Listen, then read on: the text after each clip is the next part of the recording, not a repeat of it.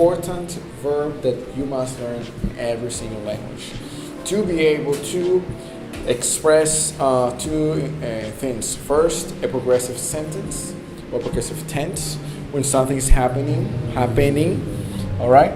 Or to use it as a main verb. So, the verb to be, as we talked before, can be a helping verb or could be the main verb. If it's the helping verb, the only side that we're going to use or the only form that we will use for this guy is going to be estar. So we conjugate estar in all the tenses, okay? Now, in the past tense for estar, I did not write down the pretérito indefinido. I wrote down here the imperfect past tense. Remember that the imperfect past tense is always going to be aba.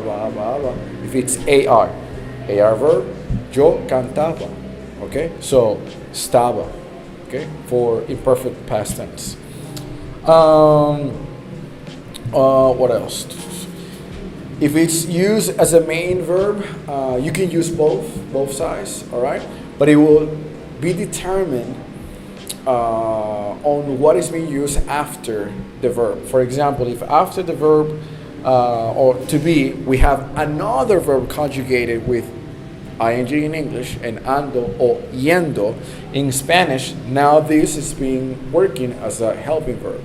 But if you have information, for example, yo soy Roger, that's the main verb. Yo soy Roger, yo fui Roger, this is pretérito indefinido, because the imperfect for this side is yo era Roger. Okay, yo fui Roger, yo seré Roger, yo sería Roger. Now, every time you use this side, okay, you're talking about yourself. You're talking about who you are. You're talking about characteristics of your personality, of yourself. Okay. Now, when you use the other one, is when you are located in a certain place. Yo estoy en la República Dominicana. I am in the Dominican Republic. You use estoy. You don't use soy. Okay? Estoy.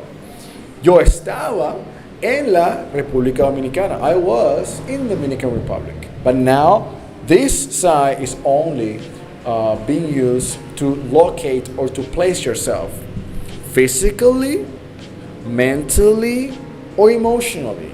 Example, yo estoy bien. Emotionally, you're doing good. Okay? Yo estoy triste. I am sad. So I'm feeling sad. Okay?